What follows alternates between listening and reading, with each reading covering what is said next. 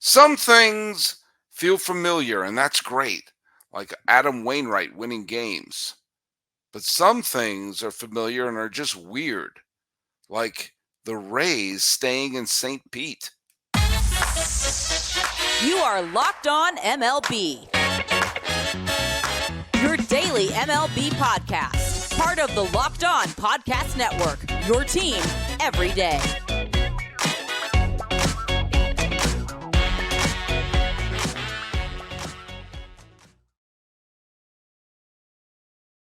Hello, baseball fans, and welcome to Locked On MLB, part of the Locked On Podcast Network, where it's your team every day. This is the daily podcast. We talk about all of Major League Baseball. I am your host, Paul Francis Sullivan. Please call me Sully. I am an Emmy-nominated television producer who has been a baseball podcaster for, it's been 11, 12 years now, and I'm wrapping up. We're about only a dozen games left to go in my fifth full season here at the Locked On Podcast Network. You can follow us at Locked On MLB Pods on Twitter or on Instagram. I am your pal Sully. I'm at Sully Baseball on Twitter, Sully Baseball Podcast on Instagram. Today's episode is brought to you in part by Jase Medical. Empower yourself when you purchase a Jase case, providing with a personal supply of 5 antibiotics that can treat 50 or more infections. Get yours today at jasemedical.com. That's JASE medical.com. Let's just go through the first things first. A bunch of people got the trivia question, and maybe it was an easy one. I don't know. Maybe some of them are going to be tough, some are going to be easy. I may have a tougher one later today. The question was, who is the only number one overall pick in the Major League Draft who went on to become a World Series MVP? And it was a recent one with Steven Strasburg. John Murphy Jr. got that one. Corsell got that one. A few other ones got that. And there you go. So that's right. Steven Strasburg has had an interesting career. And that's over, basically. I think it is. I don't know. Weren't they going to have a retirement ceremony for him? And then there was something weird. I don't know. Nothing is predictable anymore. But Steven Strasburg has to be considered a pretty darn good number one overall pick. I mean, there are some people who feel that his career may be a little bit of a disappointment because he was supposed to be the next great ace, but he finished in the top 10 in the Cy Young vote 3 times. He played in, let's say 10 seasons. I mean, I'll count 2010, the half season 2010. Had Tommy John, came back in 2012. Obviously, controversy was held back and didn't pitch in 2012 playoffs. But he did have a couple of seasons where he threw 200 or more innings. He had a tremendous season in 2014 when he led the league in strikeouts. And 2019, he led the league in innings pitched. Now, and went on to be the World Series MVP. And it's funny. I remember writing when I used to contribute stuff to a Bleacher Report. That was around the time that Strasburg was being held back and was not included in the postseason roster in 2012. And when the absolutely exhausted Nationals pitching staff fell apart against the St. Louis Cardinals, the people like me who thought maybe you should be pitching your best pitcher in the postseason. We had fun with that, and I said that this will hang over Rizzo, the general manager of the Washington Nationals. This will hang over his head until the Nationals win the World Series, and Strasburg contributed to that. And the nanosecond the Washington Nationals won the World Series, and what I think is one of the most underappreciated dramatic turnarounds I've seen in a World Series in a long time, in that Game 7 in Houston, and Strasburg was the World Series MVP. I remember thinking, well, you're off the hook. There you go. There you go. But that's a really good, solid career. And I think Strasburg is going to end up in a fraternity of pitchers who were very good, not quite Hall of Fame levels, but certainly those who had good, solid, long careers and moments of elite pitching, and had the postseason milestones that they hit. Someone like Ron Guidry would be that. I mean, a lot of pitchers in my youth were exactly that category. Ron Guidry was certainly one. Fernando Valenzuela, who his peak was just, excuse me, whose peak was super high, led them to a World Series championship, just wasn't long enough. Oral Hershiser is another great example of someone who had a great peak and had his World Series uh, moments. Brett Saberhagen, Frankie Sweet Music Viola, Dave Smoke Stewart. These are people who were postseason heroes. Their peak, they were aces. Not quite Hall of Famers. I had Jack Morris in that category, but then they put him in the Hall of Fame. Go figure. Um, but I think Strasburg has to be considered one of them. Not a Hall of Famer, but had a terrific peak and had his World Series and championship highlights. And today we saw another one of those pitchers have his great moment in the sun. That's Adam Wainwright. And Adam Wainwright actually has a more compelling Hall of Fame argument than some other people. He came up in 2006. Remember, he has had this super long career. He's been in the league for 18 years.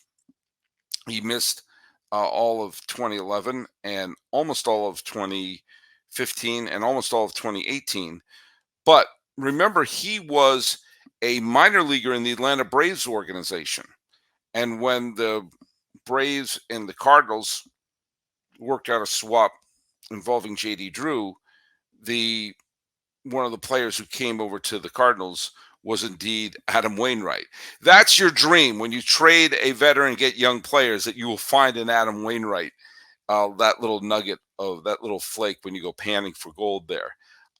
In his first full season, he was used exclusively out of the bullpen 2006 as a setup man for Jason Esringhausen. And when Isringhausen was hurt in the postseason, Wainwright became the closer, very famously got Carlos Beltran on that called third strike to clinch the National League Championship Series, went on to clinch the World Series. He had 3 saves that year and many, many more in the postseason. Clinched the World Series. The next year was put into the rotation, immediately became a 200-inning pitcher. He pitched 200 innings many times. He missed all the 2011 season due to an injury. Cardinals wound up winning that World Series. But along the way, he was three times in a 4 times in a 6-year span, finished in the top 3 of the Cy Young vote. And as recently as 2021 was putting together Cy Young and All-Star caliber seasons when the Cardinals went on that great winning streak to get to the wild card game, they ultimately lost in a walk-off to the Los Angeles Dodgers. But today, I mean, this is Wainwright's final season, and it's not been a pretty season. He clearly doesn't have the goods anymore. And, he's 41 and his ERA is over 7. So this is, the time has come to say goodbye. He had a decent year last year, throwing 191 and a third innings pitched and an ERA of 3.71. He's saying goodbye, and today he got a very big win, a 1-0 victory against Peralta and the Milwaukee Brewers. No slouches. And with that, he got his 200th victory. Now, I've said many times on this show that I find the victory stat, the win-loss stat, does not tell you much. It doesn't. It might be a narrative storytelling stat, but it doesn't really tell you much about the quality of a pitcher. You could have, if you have great run support, Storm Davis was a 19-game winner in 1989, and he averaged like 5 1/3 innings and had an ERA about 4.5. And we've seen pitchers who have had losing records, like Nolan Ryan in 1987 had a losing record while leading the league in strikeouts and earned run average. So it doesn't always paint the correct picture. That being said, it's kind of like the Oscar. I know the Oscar doesn't really mean much. Some people are not very good, have won the Oscar. Some brilliant people have never even been nominated. But it's still kind of cool when you see, we saw K. Kwan win last year, when I saw Jamie Lee Curtis win, or when I see the Coen brothers win, or whomever it is who's like a really fun victory to see. I like seeing that at the Oscars, and I like seeing someone get to 200 wins. It's a nice round number, and it's tough to get to 200 without. It's a sign of longevity, at least. And he pitched very well today. It was not a cheapo win. That was a legit win. And it's the last. It's with only about a dozen games left. It's clearly going to be the last fun highlight of this Cardinals season, which has been an absolute disaster. And with this, Wainwright's gone. Last year, you bid farewell to Molina and to Pujols in the postseason when they stunningly lost to the Philadelphia Phillies. I thought the Cardinals were actually going to go to the World Series. And we went into this year, and it looked like the Cardinals were the best team. And not only were they not the best team in the National League Central, but they are going to finish dead last, which is unbelievable. Because going into the season, I felt like they were the only team that looked like they were even trying, and they're going to finish dead last. They're going to avoid. They will, unless they absolutely go on, take the gas pipe the last week. They're probably going to avoid 90 losses. But it tells you a little something about this division. That there's no great team in this. Milwaukee's a fine team. It's hardly a great team. There's no horrible team. But now you got to ask yourself, what are these Cardinals that Mozeliak has put together? That Marmo's now the manager. They went on that great winning streak at the end of 2022 or 2021 and lost the wild card game to Los Angeles. Last year they lost both games to Philadelphia. Who are they now? What is this team? They are not, there's no more links to the championships. And right now they are the team of Arenado and Goldschmidt, but that hasn't really added to much. This is a team that has traded away many super talented players and trying to patch together a team to win right away. That, hey, it's a winnable division. Let's put some superstars on this team. And Arenado hasn't had a bad year. Goldschmidt was the MVP last year, so obviously they're talented, but they're not winning with this bunch. And do you know who would look really good on this Cardinal team right now? Randy Arozarena, Sandy Alcantara, and Zach Gallen, all three players who this management has traded away recently. So, you have the fun Jordan Walkers and the Lars Nootbaars, but, they did trade away some of their pieces. But this is a Cardinal team that has had some form of an identity that's been kind of clear since 2000. When they made the postseason in 2000, this is going back to the Tony La Russa days. And then you had the emergence of Albert Pujols around 2001, and that stretched all the way through the early 2010s. And by then, the Cardinals were a regular participant in the postseason, making the postseason in 2009, 2011 win the World Series, 2012, 2013 win independent, 2014, 2015. And then you had the 2019, they made to the league championship series. 2020, they were in there. 2020, I mean, like all these years, the Cardinals are just a regular participant in the postseason. And now we've got Bupkis. And what is this team going to be? And they don't look like a team that's ready to contend anytime soon.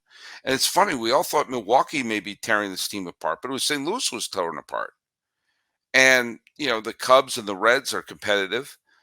And the Pirates have a ton of talent. They haven't quite pieced it together yet. Should the Cardinals do a complete teardown? Should they do a complete rebuild right now?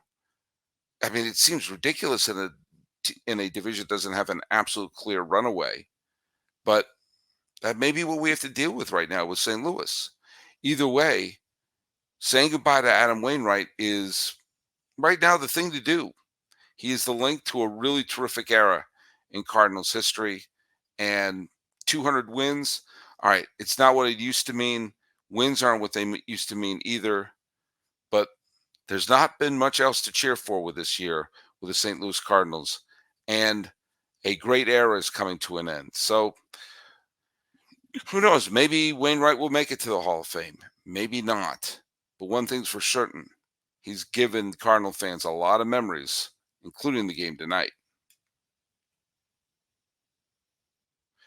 Are you struggling to close deals?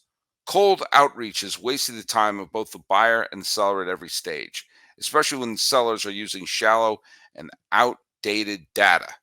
Your organization can overcome these challenges with technology that translate the comprehensive, high quality buyer data into real time insights. That's what we're talking about with LinkedIn Sales Solution. These deeper insights empower sales reps and teams to adopt the habits of top performers, which leads to better outcomes like more pipeline, higher win rates, and larger deals. We call this deep sales, and we've built the first deep sales platform with the next generation of LinkedIn Sales Navigator. Right now, you can try LinkedIn Sales Navigator and get a 60-day free trial at linkedin.com/lockedon. That's linkedin.com/lockedon for a 60-day free trial. Let LinkedIn Sales Navigator help you sell like a superstar today. Just go to linkedin.com/lockedon to get started.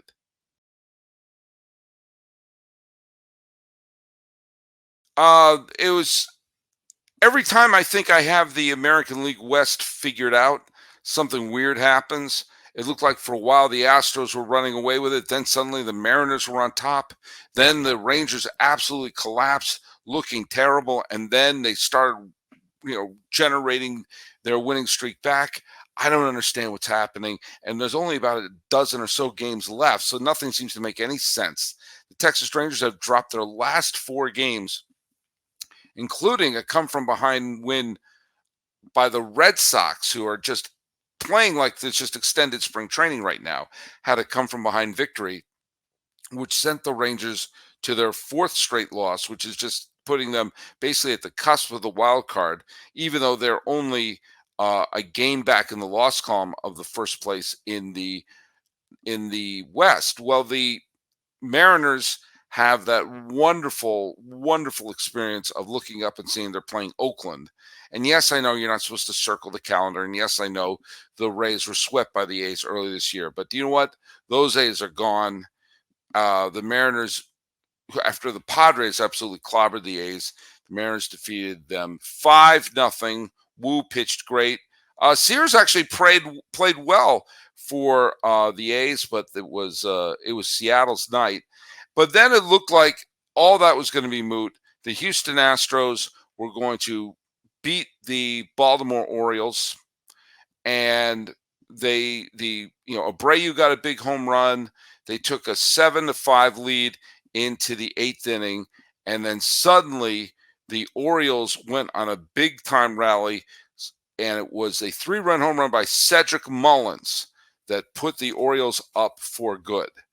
And with that loss, of which was an absolute bullpen collapse, the Astros are not a good home team. They're 38-38 at home. I don't understand it. They should be a 100-win team, and right now they're an 84-win team, and they're probably going to win 90 games. But wait a minute, they have a dozen games left. So if they play worse than 500 ball, they're going to not reach 90. I don't understand how anything works anymore. I don't. And with that, it was another loss. The Astros have a losing record in their last 10 games.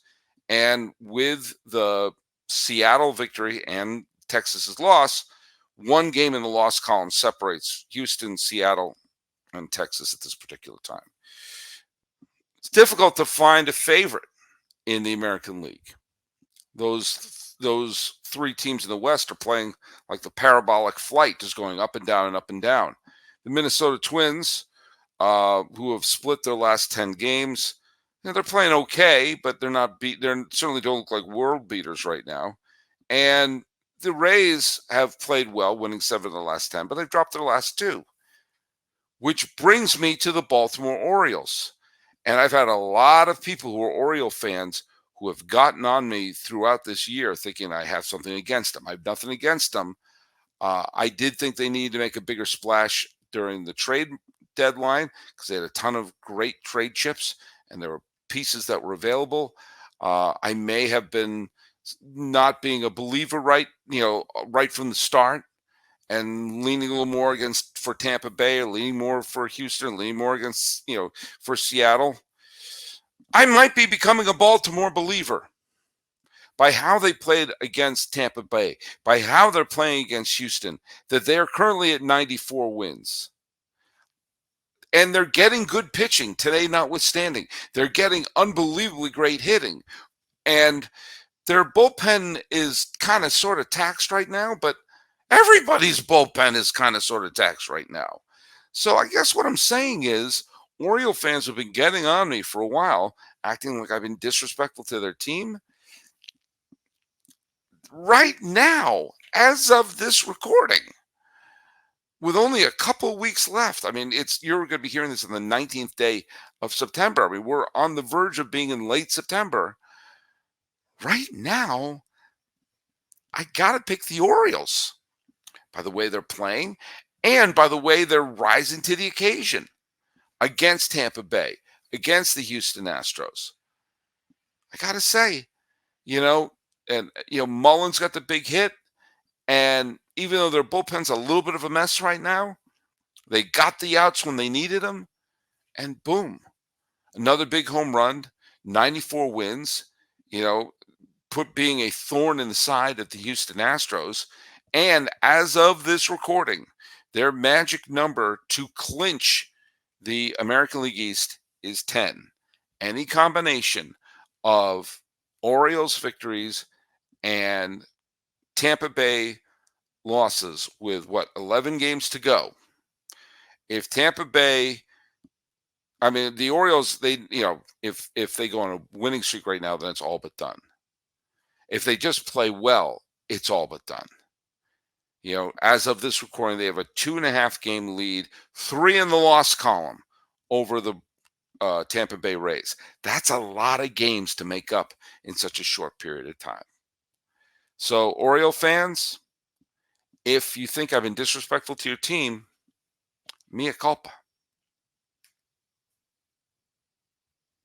Okay, let's talk a little bit about our friends at Jase Medical. Modern medical care and treatment are important, but our global supply chains, they're fragile. Things like pandemics, natural disasters, and foreign aid, they may cut you off from the treatment that you need. Jase Medical is your solution. And guess what? It can be done online. All right? People may be in situations where they're cut off from the doctors, they're cut off from the medications they need, and they can't get appointments for days. Well, with all the barriers in front of you, Jase Medical creates your solutions. Go online, fill out a form, then you can get prescription life-saving medication delivered right to your door. The Jase case gives you peace of mind so that you're not just hoping that you have access to the medication in an emergency. Jase Medical makes sure you have the medication in hand. Save more than $360 by getting these life-saving antibiotics with Jase Medical, plus an additional $20 off by using code LOCKEDON at checkout on jasemedical.com. That's JASE medical.com.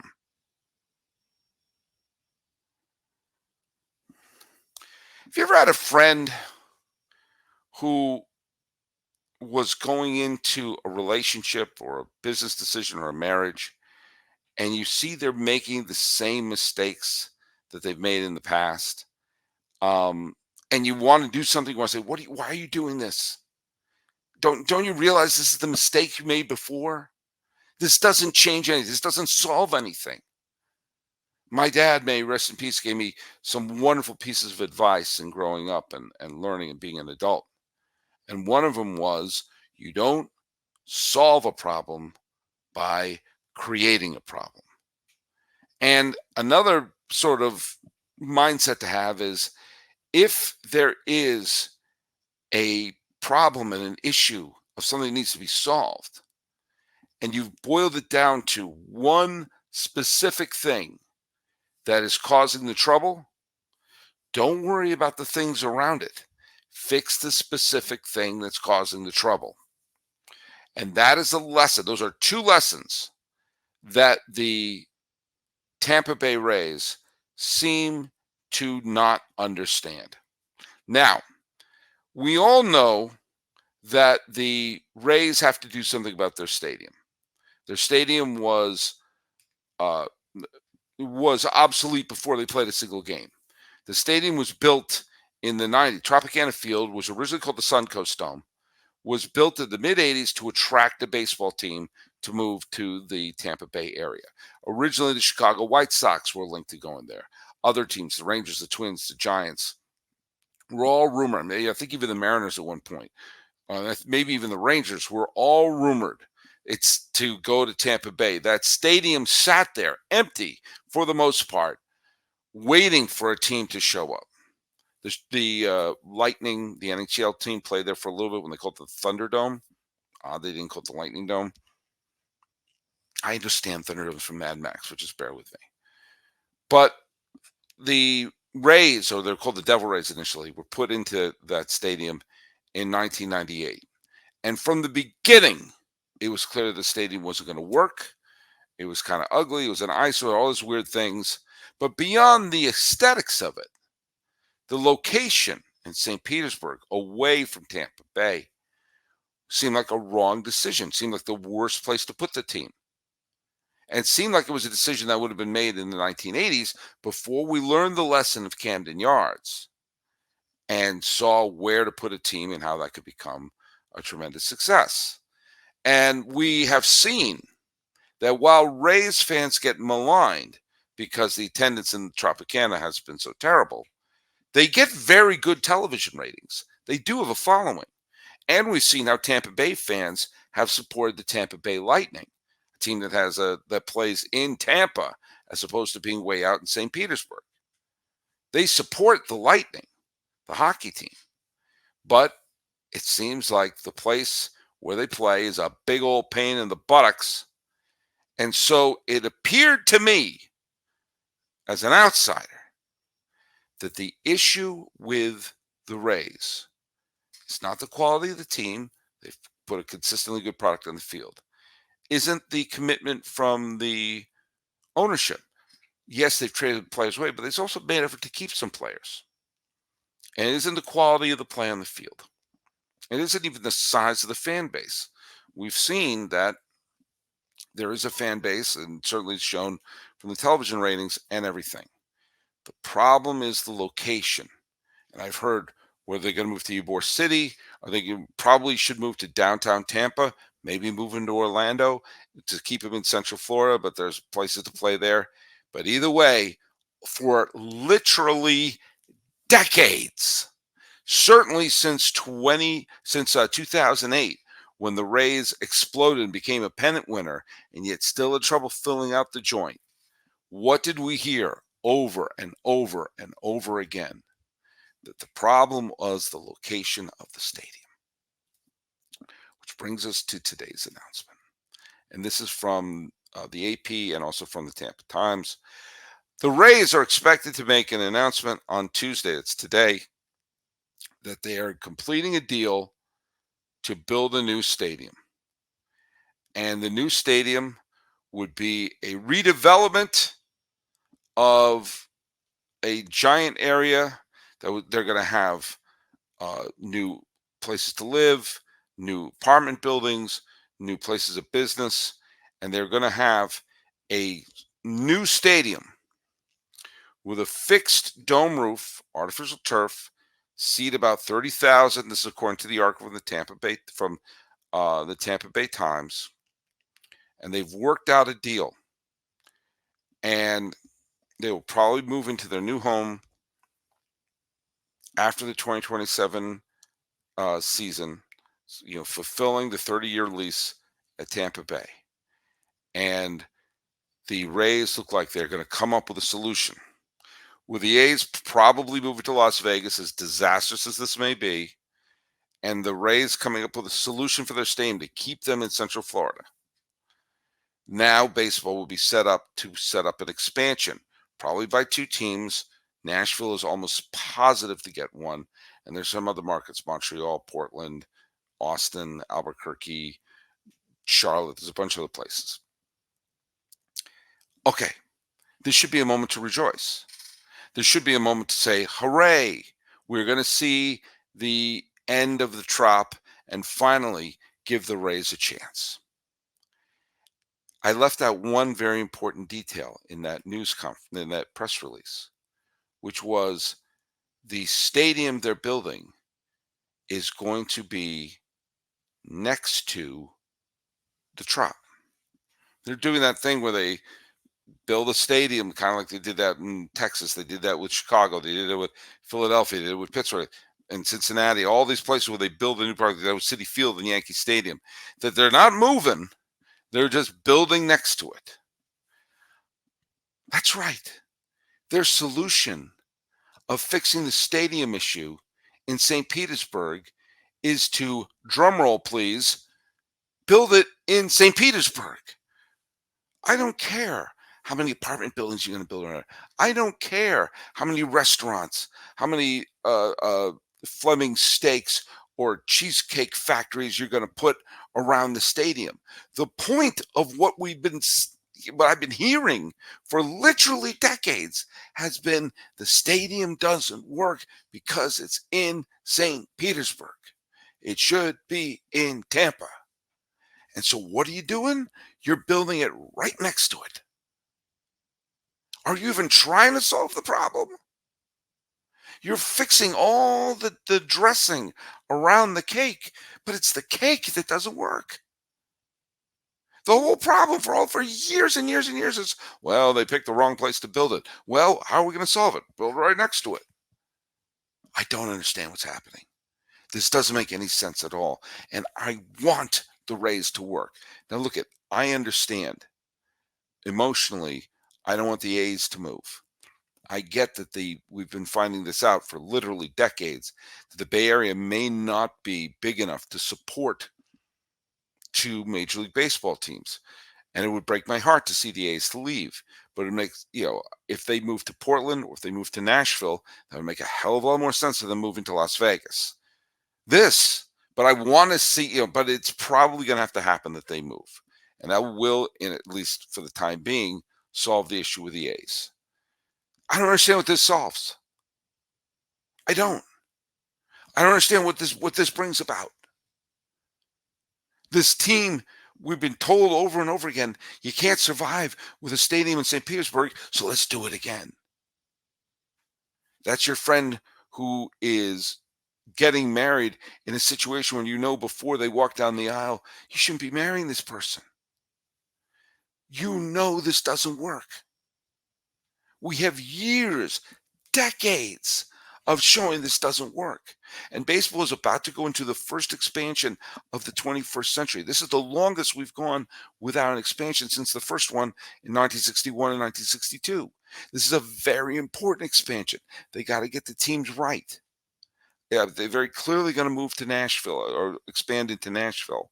But whichever one it was, the next one, they're going to have to figure it out. Now, I think the A's, if they have to move, should move to Nashville, Portland.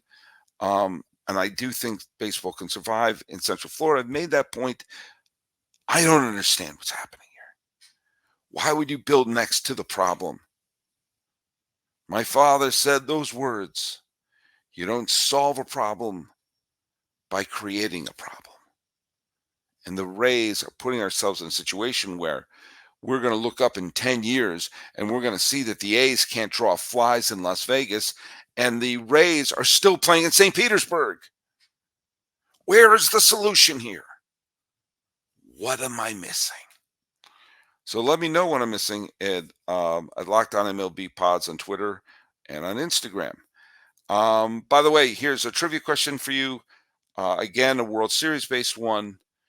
Two current members of the Baseball Hall of Fame have hit a walk-off hit to clinch the World Series. A World Series ending walk-off hit has happened from two current members of the Baseball Hall of Fame. And I'll give you a hint, It wasn't Steven Strasburg. So go look that up. That is your trivia question for today. There's your homework. Go figure it out. Go to Locked On MLB Pods on Twitter and Instagram. And I'm your pal, Sully on Sully Baseball on Twitter, Sully Baseball Podcast on Instagram. Seeing that nothing changes is good in St. Louis, but not so good in Tampa Bay. This has been Locked On MLB for the 19th day of September, 2023. I am your host, Paul Francis Sullivan. Please call me Sully.